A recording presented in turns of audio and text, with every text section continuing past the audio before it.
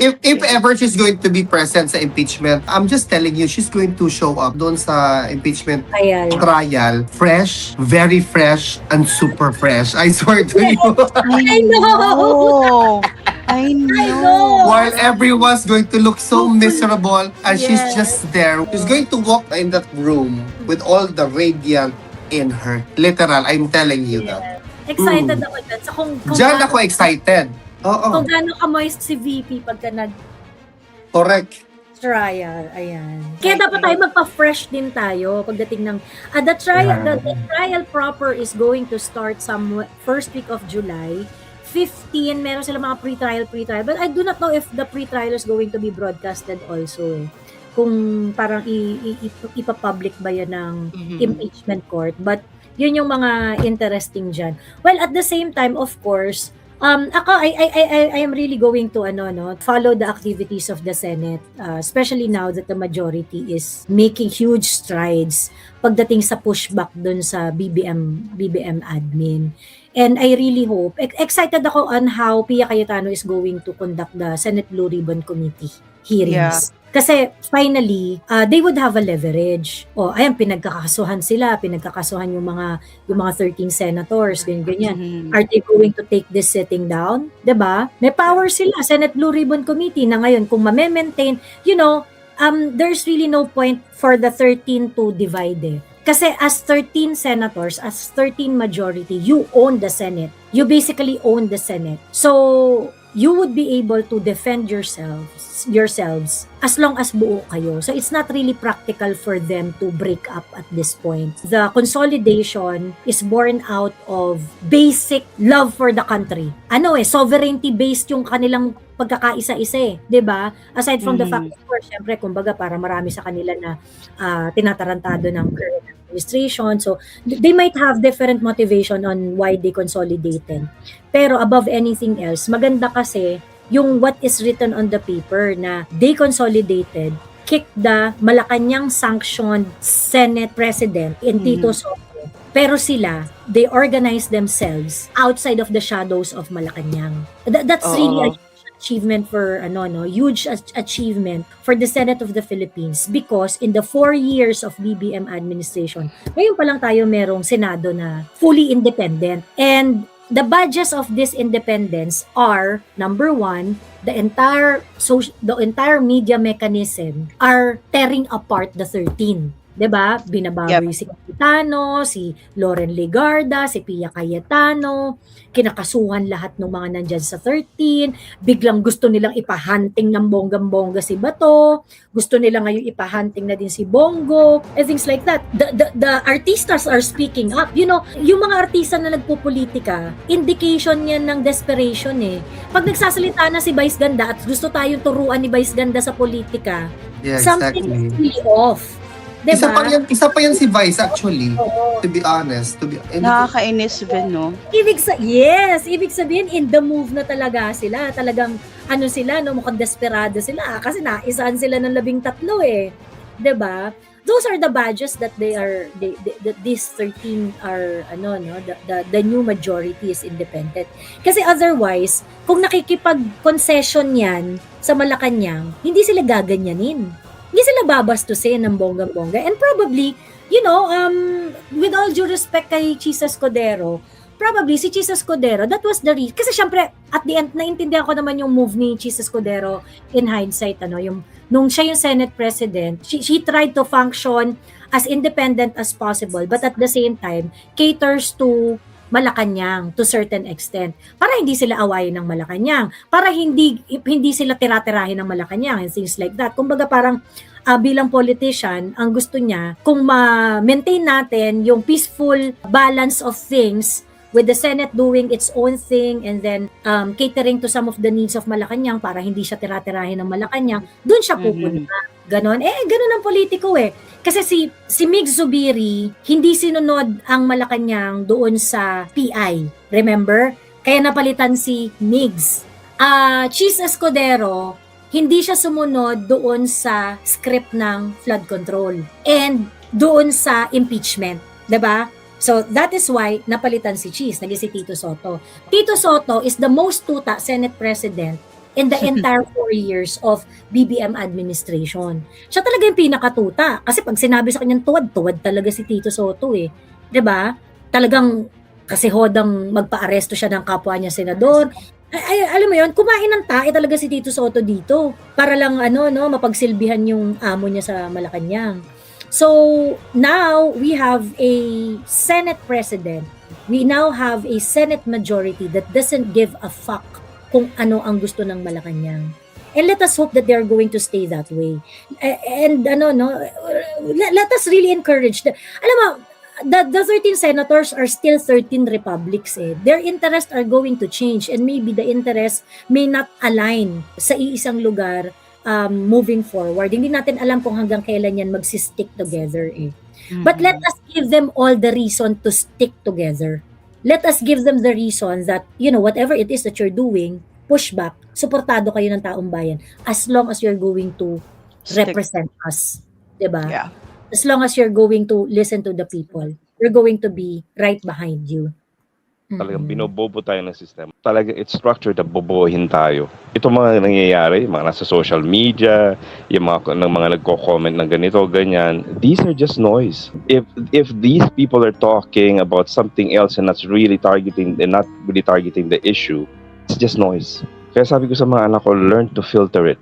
Kung ano yung significant na yun ang pag-aralan natin, yun ang pag-usapan natin. Na-alarma lang kasi ako dahil iba hindi napapansin yung nangyayari. Napakabilis nila magbigay ng opinion, napakabilis nila magbigay ng comment na, bobo ka, ganito kasi naniniwala kay ganito, supporter ka ng ganito, bobo ka, Kung lahat tayo magtatawagan ng bobo, sino pa matalino? Kaya tayo nananakawan eh. We keep on calling each other bobo, yung mga siraulo, ayun, nagnanakaw. Hindi niyo ba napapansin? Sabi ko nga sa mga anak ko, look, ang pinag-uusapan ngayon, impeachment. Pero tignan nyo nangyayari, merong krisis. Tumataas ang presyo ng bilang. Ngayon, tataas naman ang presyo ng bigas. Ang taas ang presyo ng fuel. Tapos ang mga magnanakaw nandyan lang. And those people na inaasahan natin that's going to make a lot of noise about it, hindi, wala sila eh. They're quiet. Kaya ako to sa impeachment na to, sayang na ng oras ng tao dito para sa akin. Sayang na yung pera ng taong bayan na hindi naman dapat natin pagkasayahan ng panahon dahil ang daming problema. We are at the brink of war. Kinukondisyon na tayo. Ako, I'm not a Duterte supporter like I've said before. I did not vote for Digong. But I will go by the numbers. I'd much rather go by the numbers and hindi porkit sinabi kong magaling si Duterte compared to the other president. Yes, mas magaling siya sa ibang presidente because the number shows it. May data eh. May proof eh. Yun lang sa PGH. Example ko na lang, 100 million per month. That's unheard of. Sa PGH, that's unheard of. Ang sabi ko nga noon before all this, sabi ko, kung meron ako ibobotong presidente, ang iboboto kong presidente siguro yung magbibigay ng, yung sa public health, bibigyan ng attention. Pero hindi na masyado, ako nga, hindi ko naboto si Duterte, but he made yung Philippine Health Insurance System. Nagkaroon nga lang siguro ng COVID, kaya hindi napondohan ng tama. Sino binoto mo ng Marcelo? Ayoko na sabihin, nakikinig ako. Alam mo, mahirap ngayon dito pag sinabi mo. Pamayaan yung mga kaibigan ko sabihin, because I have 2 friends na nag-away dyan. Kasi yung isa voted for the pink and the other one voted for the green. Noong 2016. Miriam na lang para safe. Si Miriam, because... Space po. Hindi. Si Tire Black binoto ko. Ay, si Binay. Kung hindi tumakbo si Duterte, si Binay mananalo. Oo, si Binay yung mananalo dyan eh. No Kaya nga after the elections, doon ko na-realize sabi ko, sino kaya ang PR team nitong Duterte na to? This guy came out of nowhere. To be honest, really. Binay talaga ang humahataw nun eh. And kaya sila lahat nun, ang tira nila kay Binay eh. I'll just go by the numbers kung yung ginawa ng tao. Saan ba nila tinitira sa Digong? Dahil doon sa drug war? Isa pa yan. Sabi ko sa anak ko, yung panganay ko, sabi dito, libo-libo. Napansin niya bakit yung nasa The Hague, ilan lang yung kasong pinasok, sa kaso na pinasok nila na napatay daw ng drug war, samantalang sinasabi na libo-libo daw, umabot pa from 16 to 30,000. Sabi ko, anak, napakalaking kalokohan yan. I don't think that the Filipino people will allow that thing to happen. Na ganong kaigsing panahon, there will be 16 to 30,000 people to die or murdered. Hindi ganun katanga ang Pilipino. I still believe in the Filipino. Pag nakakita na yan ng ganyan, hindi ba sa mananahimik yan? Sa totoo lang, I grew up in a place na nung araw, nung panahon ng martial law, was considered the drug capital of Metro Manila. I know what drugs can do to people. Kaya nung sinabi nga na ang dami kong kakilala ng mga drug addict na nagbago.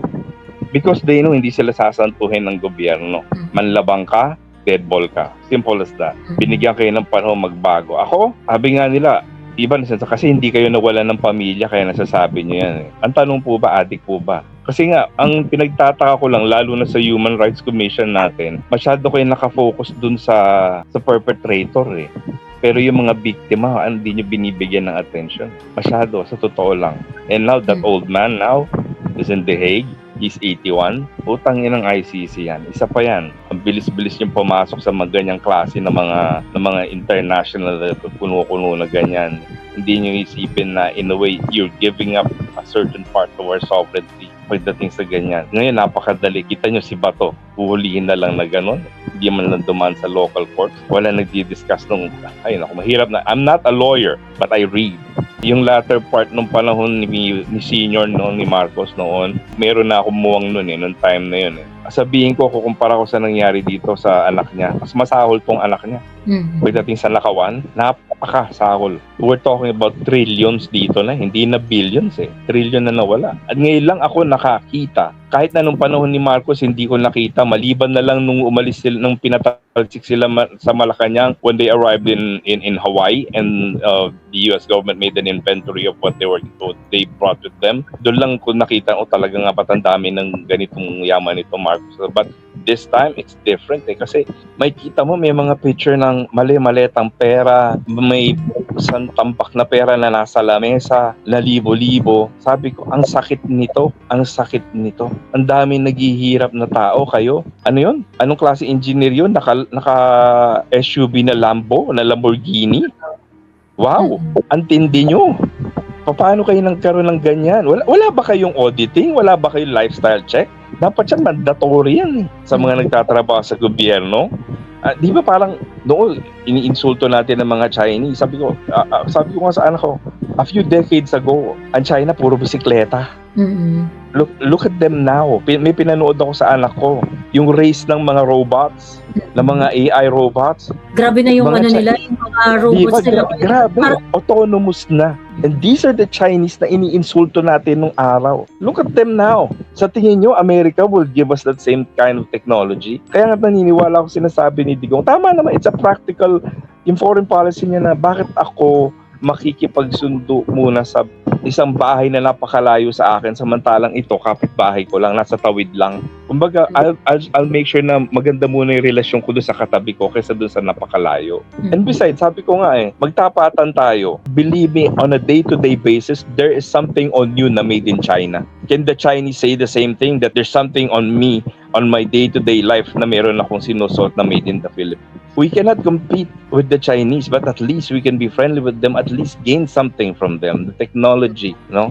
Nandiyan lang, kaya nga si Sas, nandiyan nag-aaral, nandiyan siya nagtatrabaho. Yung Philippine Chamber of Commerce was interviewed in Billionario. Tapos sabi niya, why no one is talking about our economic indicators are down? By the way I think 2 or 3 points yung GDP growth natin from the forecasted. And that is a huge, that is a huge underperformance. Wala investor confidence. Kurap ang gobyerno mo eh. Paano magkakaroon ng confidence sa mga investors sa'yo? Ang point nga is that there are real numbers here that we are underperforming under this BBM administration. But the Pinks, the anti-Dutertes, you are all concerned about Inday Sara. You are all concerned about 2028. You're not seeing it differently, but really goes, yung trajectory ng lahat ng ginagawa nyo really points to 2028. It really points to power grab. Gusto nyo kayo naman, 'di ba? Gusto nyo kayo naman ang magnakaw. So tell your children, our economic indicators are all down. Why anti-Dutertes are not concerned about it? Kasi kami na from a different spectrum. The reason why we were opposing this administration is because we warned about it, that our economy is going to suffer because of the bad policies.